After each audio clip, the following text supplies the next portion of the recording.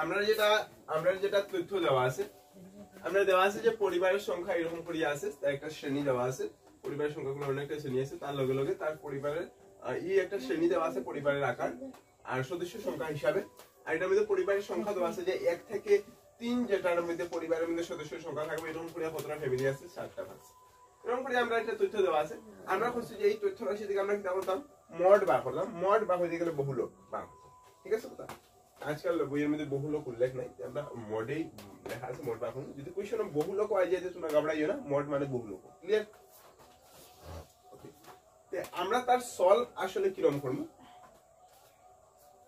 সবচেয়ে বড় কথা হইল গিয়া, আমরা জানি যে সংখ্যাটা সবচেয়ে বেশি আয় এটা হইল গিয়া কোন একটা তথ্যের মধ্যে কোন একটা সংখ্যা সবচেয়ে বেশি এলে তার আমরা মড করি। আমরা এই শ্রেণীগুলোর মধ্যে সবচেয়ে বেশি সদস্য সংখ্যার মধ্যে সদস্য সংখ্যাটা কোন মানে ইয়ের মধ্যে আছে, কোন শ্রেণী অন্তরালের মধ্যে আছে, পরিবারের আকারের মধ্যে 3 থেকে 5।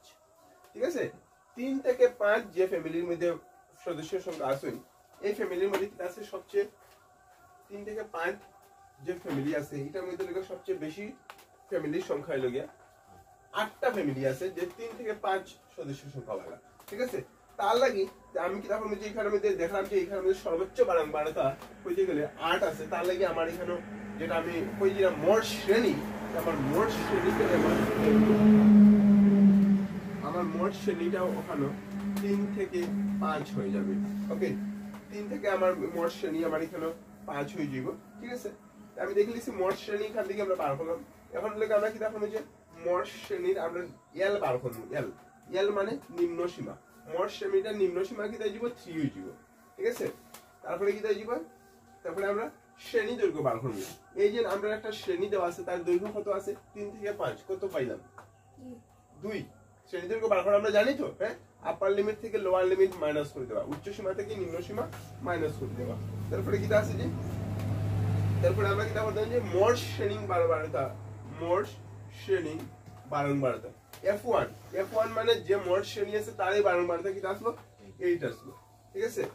তারপরে আমরা আরো কি লাগবে F0 লাগবে, F0 আর লাগবে কি আছে যে F2। এখন দেখো F0 মানে হইল গিয়া যে মোট শ্রেণীর আগের শ্রেণী বারংবারতা, এটা আসলো মোট শ্রেণী, তার আগের শ্রেণীটা আসলো 1 থেকে 3, তার বারংবারতা কি আসলো 7। আর F2 মানে তার পরের শ্রেণী বারংবারতা মানে 2 আসলো। ক্লিয়ার? তো এত সব জিনিস আমরা বার করছি। মোট শ্রেণী এল মানে যে মোট শ্রেণী আসলো তার নিম্ন সীমা।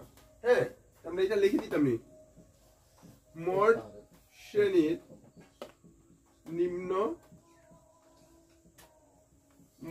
নিম্ন সীমা। এটা কি হবে কোসাইন? শ্রেণী দৈর্ঘ্য। মোট শ্রেণীর শ্রেণী দৈর্ঘ্য, এটা কি হবে মোট শ্রেণী বারংবারতা, মোট শ্রেণী বারংবারতা। এটা কি হবে বলো? এটা মোট শ্রেণী পূর্বের শ্রেণী বারংবারতা, পূর্বের শ্রেণী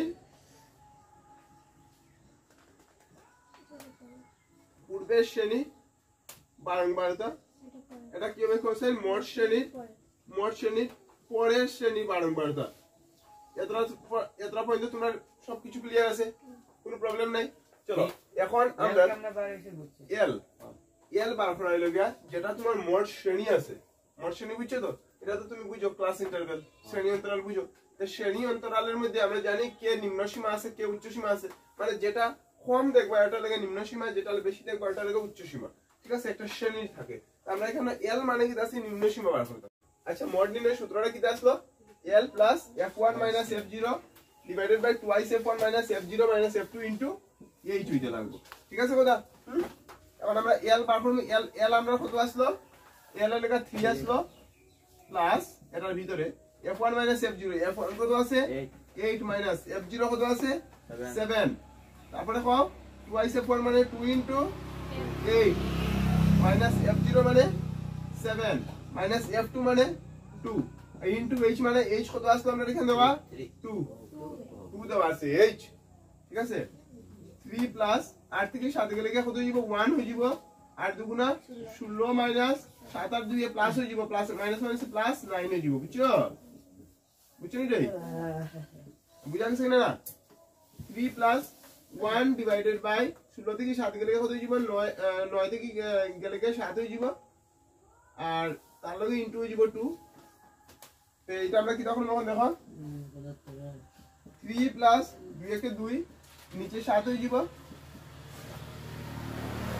2 রে 7 দিয়ে ডিভাইড করে দাও 7 দিয়ে ডিভাইড করে দিলাম যদি 2 রে থেকে যাইব ডেসিমাল 20 হয়ে যাব 7 দুগুণা 14 6 বাজলো 0.60 7 আর 56 ওরম করি না নি মানে 0.28 3 প্লাস 2/7 আর ভ্যালু লাগা 0.28 আর মানে আলটিমেট যোগ করে পাই দিমু 3.28 आंसर আমরা ঠিক আছে কিনা না হইবা উঠাইলাম না বুঝলে